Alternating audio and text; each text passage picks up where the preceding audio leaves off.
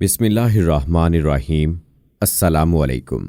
इल्म की बात चैनल देखने वालों को राव कमर रिजवान नई वीडियो में खुशामदीद कहता है। दोस्तों, सऊदी अरब में मैयत को गुस्ल देते हुए गुस्ल देने वाले के साथ ऐसा वाकया पेश आया जो कि सुनने वालों के रोंगटे खड़े कर देगा और आपको ये सोचने पर मजबूर कर देगा कि आखिर ये माजरा क्या है। ये एक ऐसा वाकया है जिसकी मुकम्मल तफसील आज की वीडियो में आपके सामने पेश की जाएगी कि एक ऐसी औरत जो कि गुनाहों की जिंदगी गुजार रही थी, उसका अंजाम क्या हुआ। तमाम तर तफसीलात आज की इस वीडियो में आपके सामने रखी जाएंगी, लिहाजा वीडियो को आखिर तक लाजमी देखिएगा।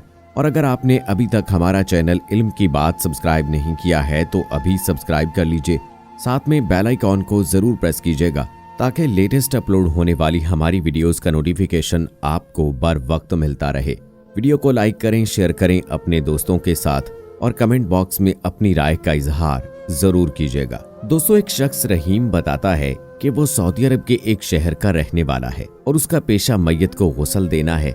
वो ये काम कई साल से करता चला आ रहा है। उसने अब तक कई हजार मैयतों को गुस्ल दिया है और उसे ये काम अवामुन नास की खिदमत जैसा लगता है, जैसे वो पूरी दुनिया में नेक नियति से अपना काम कर रहा है। रहीम बताता है कि अब जो वाकया मैं आप लोगों को बताने लगा हूँ, ये वाकया ऐसा है जो कि आपको शशोपंज में मुब्तला कर देगा और आपके रोंगटे खड़े कर देगा।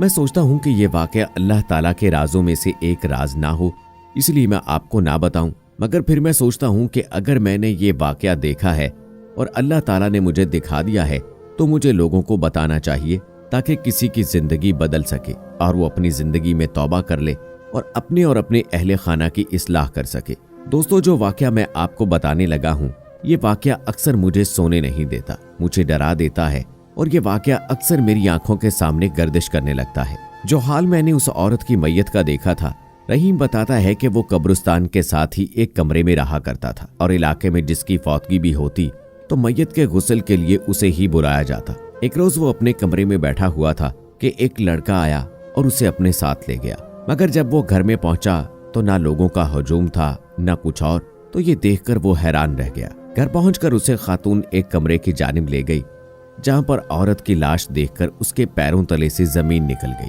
और फिर वो हैरान रह गया कि औरत के गुस्ल के लिए उसे क्यों बुलाया गया है। वो बाहर गया और जाकर कहने लगा कि क्या तुम्हें मालूम नहीं कि नबी पाक सल्लल्लाहु अलैहि वसल्लम ने औरत को गुस्ल देने के लिए मर्द को मना किया है। ये सुनकर सब लोग कहने लगे कि हम इसके नामहरम हैं, ये अकेली रहा करती थी और इसकी लाश के ताफुन से मालूम हुआ है कि ये मर चुकी है। अल्लाह तुम्हें माफ कर देगा अगर तुम इसे गुस्ल देकर हमारी मदद करो और फिर इसे जल्द अज जल्द जनाजा पढ़कर दफना दिया जाएगा। रहीम ने फिर इनकार किया और उन्हें समझाने की बहुत कोशिश की, मगर वो ना माने और कहने लगे कि ये लाश ताफुन ज़दा है, लिहाजा हम तो इसे गुस्ल नहीं दे पाएंगे। अब ये काम तुमने ही करना है, जैसे भी करो। बिलाखिर कुछ सोचो विचार के बाद रहीम मान गया और उसने शर्त रखी कि जब मैं उसे गुस्ल दूं तो वहां कमरे में एक खातून जरूर मौजूद होनी चाहिए ताकि अगर मैं उसे किसी काम करने के लिए कहूं तो वो कर सके। लिहाजा उन्होंने अब लाश के कपड़े उतारे तो अब औरतों की जोर जोर से चीखने की आवाजें आने लगी। रहीम ने आगे बढ़कर देखा तो वो भी खौफ के मारे पीछे हट गया। उनमें से एक औरत ने कहा कि इस लाश के जिस्म को देखो, तो रहीम ने कहा कि ये हराम है, मैं नहीं देख सकता। लेकिन जब उन्होंने इसरार किया तो मेरी नजर उस खातून के पेट पर पड़ी जिसमें से लातादाद चूंटियां निकल कर बाहर आ रही थीं। वो दोनों खवातीन भी पीछे हट गईं क्योंकि अब चूंटियां उनके पांव पर चढ़ने लगी थीं। उन्होंने कहा कि अब हम मजीद तुम्हारी मदद नहीं कर सकती, अब ये गुस्ल तुम्हें खुद ही देना पड़ेगा। रहीम ने हिम्मत करके खुद ही जल्दी जल्दी गुस्ल देना शुरू किया।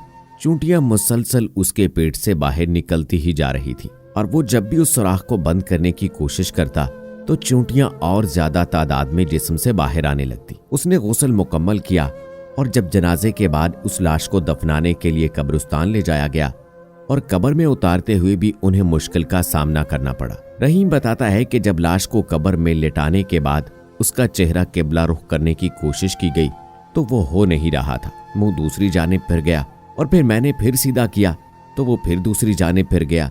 हम बार बार कोशिश करते रहे मगर हम कामयाब ना हो सके। बिलाखिर ये फैसला हुआ कि खातून को इसी तरह दफना दिया जाए और हमने मिट्टी डालकर उसे उसी तरह ही दफना दिया। रहीम बताता है कि जो लड़का मुझे लेने आया था, मैंने उससे पूछा कि आखिर बात क्या है जो इस खातून की इस कदर बुरी हालत है।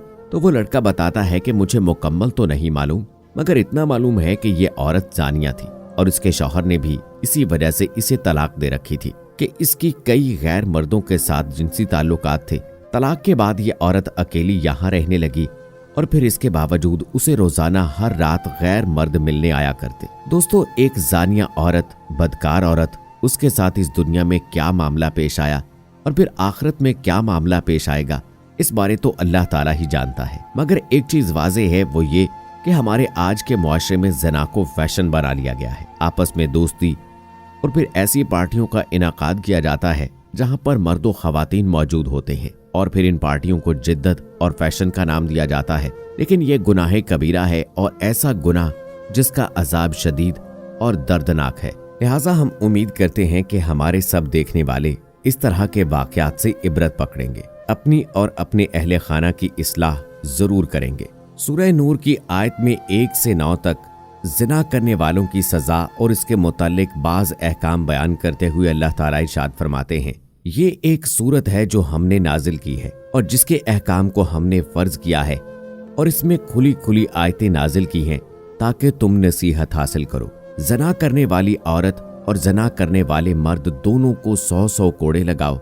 आगे आने वाली आयत का मफहूम ये है कि जो शख्स बदकारी का आदी हो और तौबा ना करता हो मगर किसी वजह से उस पर हद जारी नहीं हो रही हो तो उसका निकाह पाक दामन औरत के साथ ना किया जाए। जना की हद जारी करने के लिए जरूरी है कि वो इस जुर्म अजीम का खुद एतराफ करे या फिर 4 गवाह इस बात की गवाही दें कि उन्होंने दोनों को इस हालत में पाया कि एक की शर्मगाह दूसरे की शर्मगाह में मौजूद थी। चूंकि किसी मर्द या औरत को जना जैसे बड़े गुनाह का मुर्तकिब करार देने पर सख्त सजा दी जाती है, इसलिए सिर्फ 2 गवाह काफी नहीं है बल्कि 4 गवाहों की गवाही को लाजम करार दिया गया है। और इन गवाहों को भी ये मालूम होना चाहिए कि अगर 4 गवाहों की गवाही साबित नहीं हो सकी तो तोहमत लगाने वालों पर 80 कोड़े मारे जाएंगे। कुरान करीम हजूर अकरम सल्लल्लाहु अलैहि वसल्लम पर नाज़िल फरमाकर अल्लाह ताला ने आप सल्लल्लाहु अलैहि वसल्लम को ये जिम्मेदारी अता की कि वो कुरान करीम के मसाइल व अहकाम को खोल खोल कर बयान फरमाएं। आप सल्लल्लाहु अलैहि वसल्लम ने